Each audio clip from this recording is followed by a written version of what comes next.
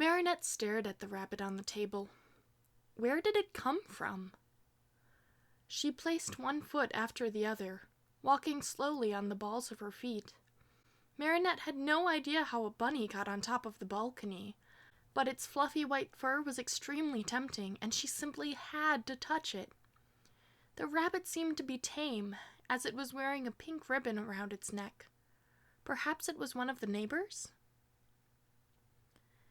"Where did you come from, little one?" she whispered, slowly reaching out her hand. The creature let her rub its big, loopy ears, and Marinette felt herself relax at the touch.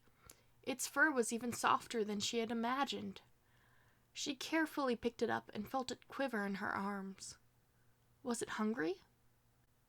"Hey, Mom?" Marinette said, carefully tiptoeing down the stairs. "Do we have any carrots?" "Carrots?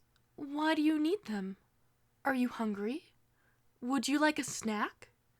Sabine asked, running to the fridge and pulling out various ingredients. "No, it's..." Marinette gestured to the pet in her arms. "Oh my! Where did this one come from?" "It was on the roof." "How peculiar. We're out of carrots, but lettuce should do just fine, don't you think?" Marinette shrugged and pulled out a giant cardboard box to put the rabbit inside. She wanted a cat growing up, and although she could name over 60 different kinds of cat breeds, she had no idea how to take care of a bunny. "I would assume so." She heard a thump from upstairs and turned to her mother in confusion. "Did something fall off your desk?" her mother asked, matching her expression. "I don't know." Marinette scooped the rabbit back and carried it upstairs, curious as to what the noise was. She almost dropped it as she stepped into her room, surprised at who stood in front of her. "Cat Noir?" she exclaimed. "Hey!" He was holding a white bunny with a yellow ribbon around its neck, sheepishly grinning at the mud he tracked in. "That..." Marinette began, not understanding what was happening. "Is this one yours too?" she asked, holding out the pink-collared rabbit. "No. I found this napping on my rooftop, and I have no idea how to take care of it. I figured you would know." "Me? Why would I know?"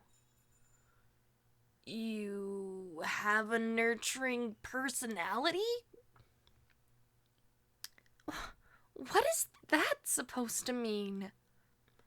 Marinette would have crossed her arms, but doing so with a bunny in her arms proved to be a little tricky. "I mean, you... He shifted uncomfortably. "Never mind. You just seem like the kind of girl who would bring baked sweets for your class, you know?" "That's fair. You ended up with a bunny too then, huh? I wonder where they came from. I think they're someone's pets. I guess I'm just curious as to how they got up to the roof, you know?" "It is strange," Cat said, shifting again. "But we have to take care of them, don't you think? We kind of have a responsibility for them." "I suppose. I wonder if we could take them to a shelter or something." "Or we could eat them." Marinette blinked in surprise. "I'm sorry. What?" "Eat them. Rabbits do, you know? I've always wanted to try it." "No!" she yelled, almost tackling him as she tried to take the yellow-collared rabbit out of his arms. "I heard they have great meat." "Carnivores like you need to stay away from innocent, soft creatures." "Survival of the fittest, Marinette." We live in a city of over 2 million people. 12 million if you count all of the metropolitan area. That doesn't apply here. Tell that to Charles Darwin. He was a victim of child labor in a city. That's literally how he created that statement. I'll turn you into a victim if you dare hurt that bunny. She stepped forward, determination flickering in her eyes. Marinette. Survival of the fittest, Cat Noir. She had him pinned against the desk at this point, their respective bunnies hopping away across the bedroom floor. Wow, princess, he murmured. You could have just asked instead. Marinette felt a blush spread across her face as she realized that her hands grabbed his and their faces were a kiss's length apart. Don't be gross, she said, pushing herself off the table. She turned around and began to call the rabbit towards her, holding out an extra piece of lettuce. A silence fell between them, enhancing the awkward, uncomfortable feeling they created. Have you ever kissed anyone? Marinette felt her throat close as she scooped up the pink-collared rabbit. That's none of your business, she said softly. Where was he going with this? I haven't yet. Wait, what? Marinette said, slapping her hand to her mouth before any more words could tumble out. She realized, at that moment, he didn't remember her kissing him as Cat Noir because he was a victim of an akumatized villain at the time. Do I look like a player to you? You are literally covered in leather. Touché, he winked. The silence returned, but their hearts were light. I think, Marinette began, that you shouldn't worry about kisses yet. What do you mean?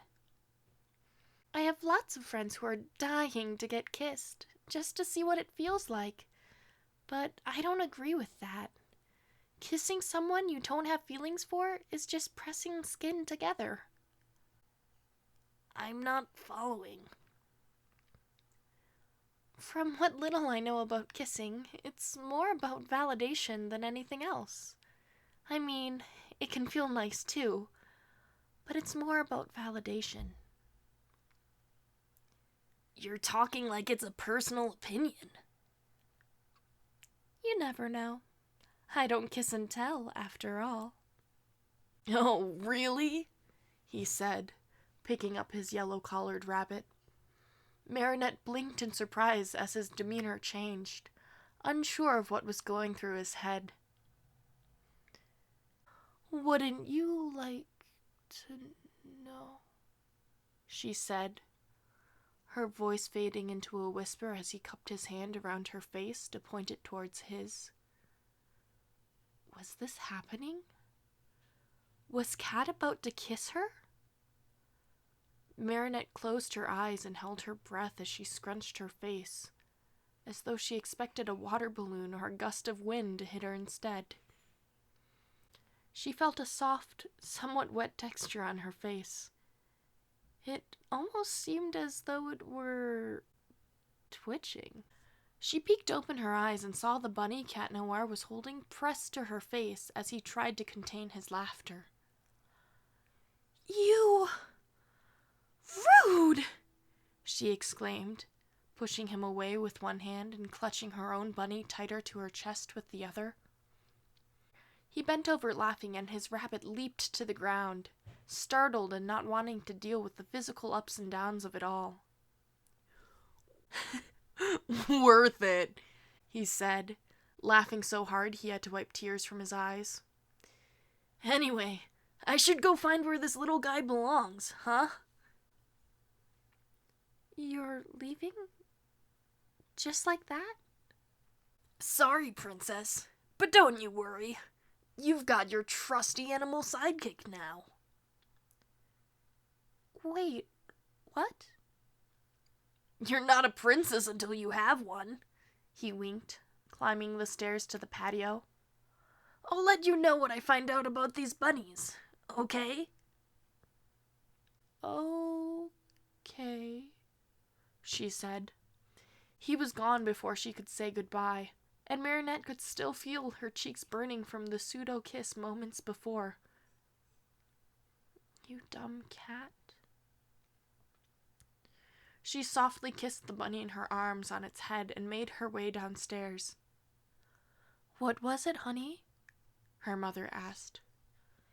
Just... never mind. Books falling off the desk? I don't know. Marinette tried to fudge over the subject as she grabbed the bowl of now chopped lettuce sitting on the counter. Are you doing okay? Yeah, she said. I'm just worried about this rabbit. Well, we can't keep it because of the bakery. I know. We'll find a home for it tomorrow, okay? Okay. Marinette looked out the kitchen window, her attention elsewhere. While she should be concerned with the bunny's well-being, her mind was on something else. She was thinking about the moment when Cat Noir's face, a breath away, made her heart race fast. Something changed between them. She just wasn't sure what. Hey guys, thank you so much for listening. Before you go, I wanted to let you know that the thumbnail art for this video is also available as a t-shirt design on redbubble.com. You can click here or find the link in the description. I'll catch you next time.